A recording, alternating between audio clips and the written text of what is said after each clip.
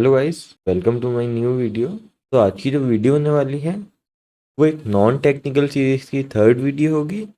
इसमें मैं आपको बताऊंगा कि आप कैसे अपना करियर साइबर सिक्योरिटी में स्टार्ट कर सकते हैं और कैसे वो गलतियों से बच सकते हैं जो मैंने अपने इनिशियल फेज के करियर में करी थी। एंड मैं ये भी बताऊंगा कि सर्टिफिकेशंस की प्रिपरेशन कैसे करते हैं, क्योंकि बहुत लोग सर्टिफिकेशंस के लिए अप्लाई करते हैं बट वो एग्ज़ाम्स क्लियर नहीं कर पाते हैं। एंड जैसा कि मैंने स्लाइड में भी लिख रखा है, my motive of this video is how to start into cyber security, how to prepare the base for all certification exams, what mistakes people do in cybersecurity, and how to evolve your thinking like a professional. तो चलिए video को शुरू करते हैं। तो first slide, who am I?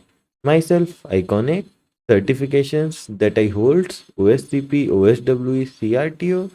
Certifications in which I failed, that was the CRUST CPSA certificate. I failed by 3 numbers only, so I don't have any regret for that. But yeah, at that time if I managed to get 3 more numbers, then I'll add this CRUST CPSA into the certification I hold section.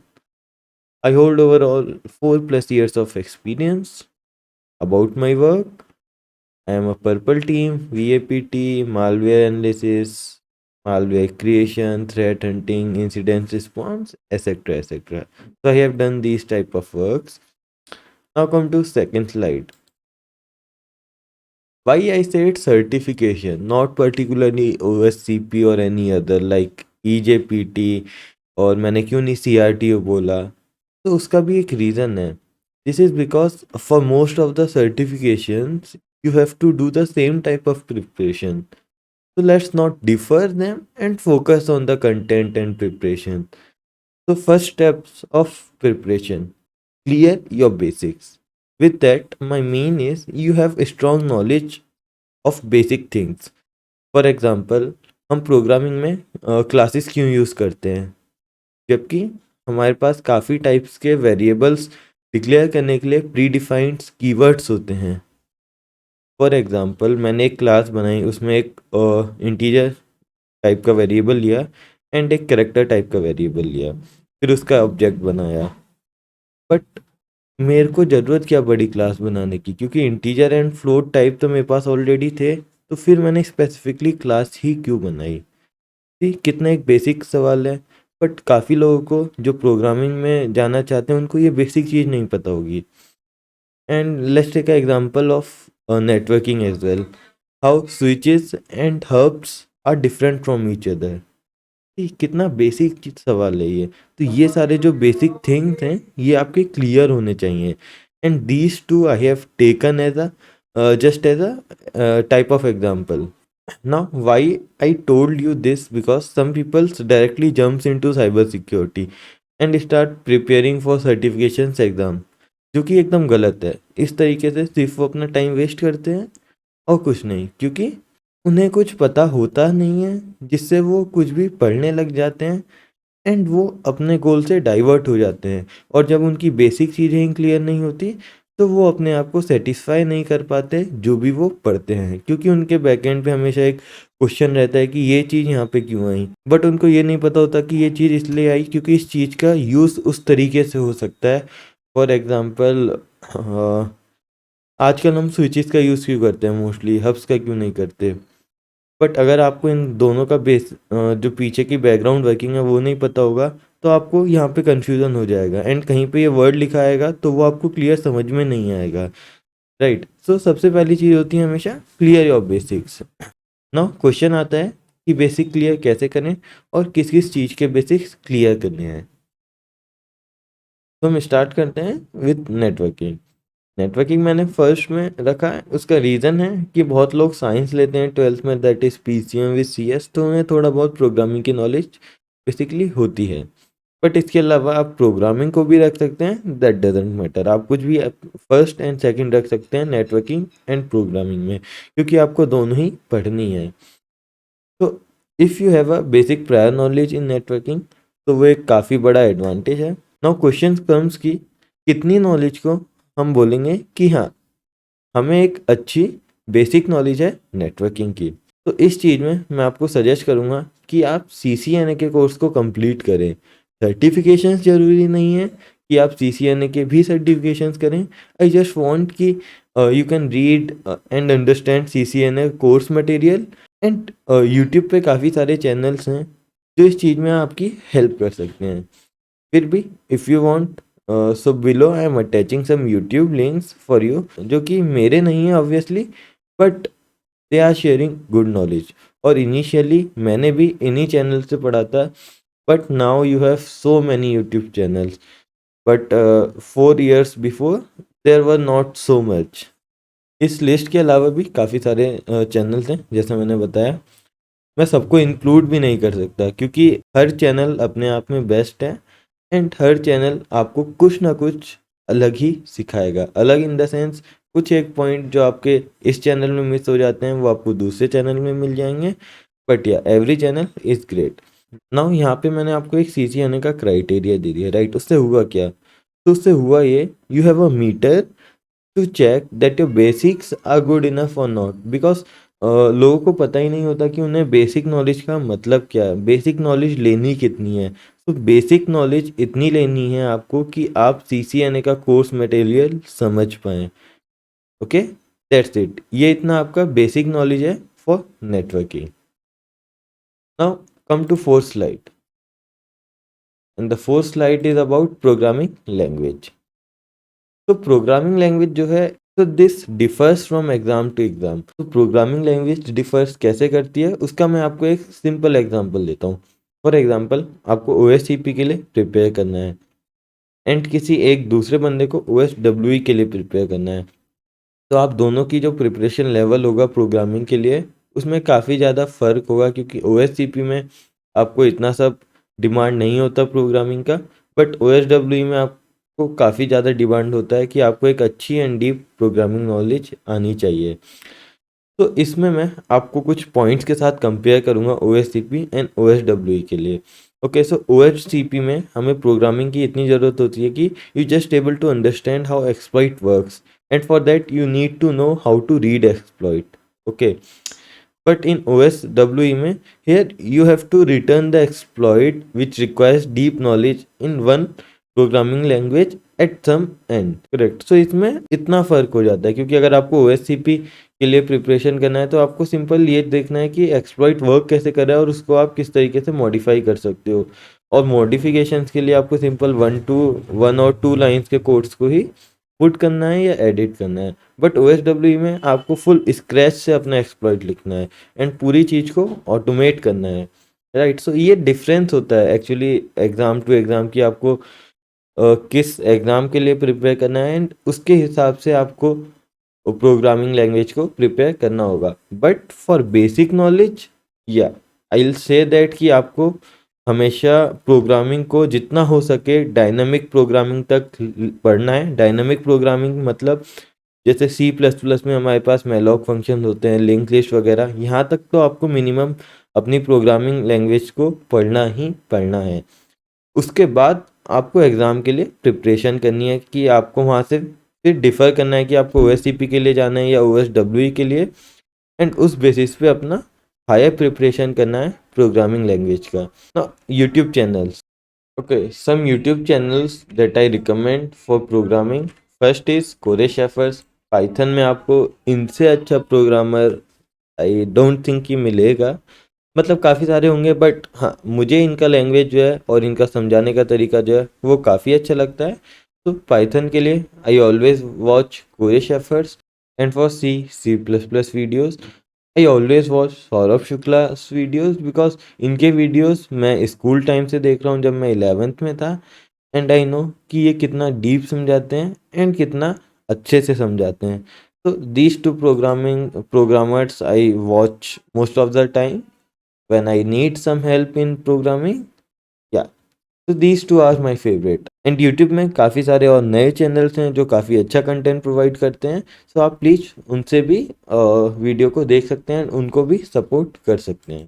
और fourth slide में जाने से पहले मैं आपको एक चीज़ और बता दूं, तो क्राइटेरिया से अलग मैं आपको एक चीज़ बता दूं कि क्राइटेरिया कोई भी हो, आपको OSCP के लिए प्रिपेयर करना है, OSWE या OSCE, क्राइटेरिया कुछ भी हो, जितना ज़्यादा आप नॉलेज गेन करोगे उतना ही वो आपको हेल्प करेगी। Okay, and come to fifth slide. Now you have a solid base, right? आपने प्रोग्रामिंग कर लिया, आपने नेटवर्किंग कर लिया, उसके बाद आपके पास एक सॉलिड बेस है, करेक्ट? नाउ क्वेश्चन स्टार्ट्स, अब क्या करें? तो now you have to start your cyber security journey. अब तक जो किया तुमने वो साइबर सिक्योरिटी जर्नी हो सकता है, बट मैं बोलूँगा नहीं, क्योंकि वहाँ से कई लोग डाइवर्ट हो जाते हैं नेटवर्किंग के लिए या प्रोग्रामर बनने के लिए। तो इसलिए जो मैं अपनी साइबर सिक्योरिटी जर्नी है उसको मैं फिफ्थ स्लाइड से ही मेनली स्टार्ट करूँगा। You have to start your cyber security journey, जो कि काफ़ी बड़ी होने वाली है, बट घबराना नहीं है क्योंकि हमारा बेस स्ट्रॉन्ग है। Now you have some platforms from where you can start. You have so many YouTube channels who will guide you about vulnerabilities, malware, etc. etc. जब तक आप एक बिगनर हैं, you have to learn all the things as many as possible. By this my mean is, कुछ लोग क्या करते हैं कि उनको अपना साइबर सिक्योरिटी करियर स्टार्ट करना है, ठीक है? वो सिर्फ जाएंगे मालवेयर सेक्शन पे, या वो सिर्फ जाएंगे नेटवर्किंग एक्सप्लॉइटेशन सेक्शन पे, जो कि मेरे हिसाब से एकदम गलत है। उसका रीज़न ये है, ये एक्सपर्टीज़ लेवल आपको तब करना होगा जब आपके पास 1-2 साल का एक्सपीरियंस हो या 2-3 साल का एक्सपीरियंस हो। उसका रीज़न भी ये है कि आपको फर्स्ट जॉब सिर्फ नेटवर्किंग की नॉलेज पे नहीं मिलेगी, आपको फर्स्ट जॉब मिलेगी आपकी ओवरऑल नॉलेज पे, एंड ओवरऑल के साथ साथ डिफरेंट फील्ड्स ऑफ नॉलेज पे। फॉर एग्जांपल, आपको नेटवर्किंग की अच्छी नॉलेज है बट आपके पास वेब की नॉलेज नहीं है, तो आपको ऐसे कौन जॉब दे देगा? इसीलिए अगर आप एक बिगनर हैं, आपको सारी फील्ड्स में स्टडी करना है। आपको मोबाइल करना है, आपको वेब करना है, आपको नेटवर्क करना है, आपको थोड़ा बहुत क्लाउड भी करना है, क्योंकि क्लाउड भी कई बार पूछा जाता है बिगनर से। तो आपको ये सारी 3-4 फील्ड्स पे अपना नॉलेज गेन करना ही करना है। डोंट स्टक कि आपने, हाँ, आपको नेटवर्किंग अच्छा आ गया, आप कुछ नहीं पढ़ना, आपको बस नेटवर्किंग में ही डीप करना है। ये आप तब कर सकते हैं जब आपके पास 4 से 5 साल का एक्सपीरियंस हो, क्योंकि then you have contacts and you know how market works and how corporate works. उसके बेसिस पे आप अपने डिसीजंस ले सकते हैं for focusing in one line, or you can say in one domain in cyber security field. Okay, so for starting you can choose TryHackMe, HackTheBox, Portswigger Labs and others my mean Pentester Academy, and there are many others labs which provides you a good knowledge, but I usually works on HackTheBox, TryHackMe and Portswigger, so that's why I mentioned them here. From these three, what I think which one is best? So for that you can say is, no one is best and no one is worst. Everything has a purpose, but how things makes a difference. For example, हमारे पास hack The box है तो try hack में क्यों आया या ports figure क्यों आया, right? So we have to know the key points why these three are here. So in my point of view, Hack the Box will work on your thinking more than anything. It will push you to try different things with different views and different perspective. Now Portswigger and TryHack Me जो है have sets of labs which are focused to vulnerabilities. That doesn't mean कि वो सिर्फ कुछ vulnerabilities पे ही focus कर रही हैं. Portswigger have a wide range of labs for web related vulnerabilities, and TryHackMe have wide range of labs related to web, network, SOC and blue team kind of environment, right? But they don't have one lab, or you can say one machine, where they combine all the things, and this is what Hack the Box offers you. आप इसको इस तरीके से कह सकते हैं कि जो भी आप पोर्ट्सविगर में लर्न करेंगे एंड जो भी आप ट्राई हैक मी पे लर्न करेंगे, वो सारी लर्निंग आपको हैक द बॉक्स ही एक ही मशीन में मिल जाएगी। एक ही मशीन में मिल जाएगी, इसका ये कहने का मतलब नहीं है कि आपको वो सारे अटैक्स परफॉर्म करने को मिल जाएंगे जो आपने सारे ही पोर्ट्सविगर्स में पढ़े हैं, सारे ही ट्राई हैक मी में पढ़े हैं। बट हाँ हाँ, हैक द बॉक्स में एक कॉम्बिनेशन होता है web, network, privilege escalation, pivoting, इन सब का, एंड वो आपको एक मशीन ऑफर कर सकती है। बट ये चीज़ पोर्ट्सविगर में नहीं होता एंड ट्राई हैक मी में नहीं होता। तो इन तीनों प्लेटफॉर्म्स का अपना अपना एक इम्पोर्टेंस है, right? So you can plan like that कि आप पहले का कुछ time PortSwigger and Try Hack Me में स्पेंड करें, and then you can come to Hack The Box. And in Hack The Box मैं प्रिफर करूँगा कि आप VIP लें, not VIP plus. Again it's your choice, and start solving machine from sketch. And once you solve 60-70 machines, now you have to choose your path कि किस में तुम्हें एक एक्सपर्टीज बनानी है। ओके, 60-70 मैंने इसलिए बोला क्योंकि इतनी मशीन्स इनफ हैं आपकी थिंकिंग एंड नॉलेज को ब्रॉड करने के लिए, क्योंकि उसमें आपको AD भी सीखने को मिलेगा, लिनक्स भी सीखने को मिलेगी, एंड आई थिंक ओवरऑल एक अच्छी नॉलेज आपको मिल जाएगी। उसमें आपको काफ़ी कुछ सीखने को मिलेगा। मैं हर चीज़ को मेंशन नहीं कर सकता क्योंकि लिस्ट काफ़ी बड़ी हो जाएगी, बट हाँ, 60-70 मशीन से आपकी नॉलेज काफ़ी ब्रॉड हो जाएगी and you have some good experience about cyber security. Okay, but our main goal is कि हमें पता कैसे चलेगा कि हम प्रिपेयर हो चुके हैं सर्टिफिकेशंस के लिए। जब आप खुद से कुछ मशीन सॉल्व कर पाएँ हैक द बॉक्स की विदाउट टेकिंग एनी हेल्प और एनी रेफरेंस, तो आप समझ लीजिए कि आप काफ़ी हद तक तैयार हो चुके हैं कि आप सर्टिफिकेशन एग्ज़ाम दे सकते हैं। एंड आई विल से कि उस टाइम के बाद आपको सर्टिफिकेशन एग्ज़ाम परचेज़ करना चाहिए, बिफोर उसके आप एग्ज़ाम लैब्स परचेस नहीं करनी चाहिए, क्योंकि I think that exam content is not enough to make you a good cyber security person, क्योंकि वो काफ़ी लिमिटेड होता है एंड उसका जो ऑब्जेक्टिव होता है वो सिर्फ अपने एग्ज़ाम से रिलेटेड होता है। ओके, एंड लोग गलती ही ये करते हैं स्टार्टिंग में कि वो सिर्फ एग्ज़ाम से रिलेटेड सीखना चाहते हैं। वो चीज़ एक बहुत बड़ा रीज़न होती है एग्ज़ाम क्लियर ना करने की, because for sure course content is not enough, right, कि सिर्फ तुम उसी से तुम एग्ज़ाम क्लियर कर लोगे। और कोर्स होता ही कितना है, मैक्सिमम 2-3 मंथ्स और maximum 6 months, right. But exam की जो प्रिपरेशन होती है, उसके जो बेसिक्स होते हैं, उसके जो प्रोटोकॉल्स होते हैं, प्रोटोकॉल्स इन द सेंस कि सर्विसेज किस तरीके से इंटरेक्ट कर रही हैं एंड कब कौन सा टोकन जा रहा है या कौन सा ऑथराइजेशन टोकन जा रहा है या कौन सी टिकट जा रही है, ये सब चीज़ सीखने के लिए आपको मिनिमम 1 ईयर चाहिए ही चाहिए, अगर आपको एकदम डीप में सीखना है, क्योंकि साइबर सिक्योरिटी एक बहुत बड़ा फील्ड है। ओके, राइट, एंड हर एक चीज़ में प्रोटोकॉल्स वर्क करते हैं। प्रोटोकॉल्स किस तरीके से वर्क करते हैं, फॉर एग्जांपल NFS शेयर कैसे वर्क करता है, उसके पीछे भी काफ़ी सारी वर्नेबिलिटीज़ हैं जो प्रोटोकॉल बेस्ड हैं। वो सारी चीज़ें सीखने के लिए आपको मिनिमम 1 साल तो चाहिए। एंड कोर्स कंटेंट, अगर आप कोर्स खरीद रहे हो 1 साल का, तो आपको काफ़ी ज़्यादा पे करना पड़ेगा, राइट। तो उससे पहले आप खुद को इतना प्रिपेयर करें, खुद इतनी मशीन सॉल्व करें, इतना कॉन्फिडेंस लाए कि हाँ, अब मैं 1 महीने का भी अगर कोर्स कंटेंट परचेज करता हूँ तो मैं उससे कर लूँगा, राइट। तो ये कुछ मेरी टिप्स थी और मेरे कुछ व्यूज़ थे कि अगर आपको अपनी साइबर सिक्योरिटी जर्नी शुरू करनी है तो आई थिंक आपको ये सब करना चाहिए।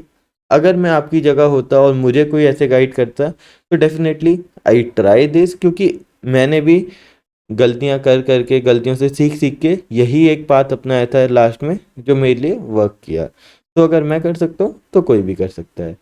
तो that's all for this video. I hope आपको वीडियो पसंद आया होगा। अगर आपके कोई भी क्वेश्चंस हैं तो प्लीज़ मुझे बताइए and I will be very happy to solve them. Thank you guys.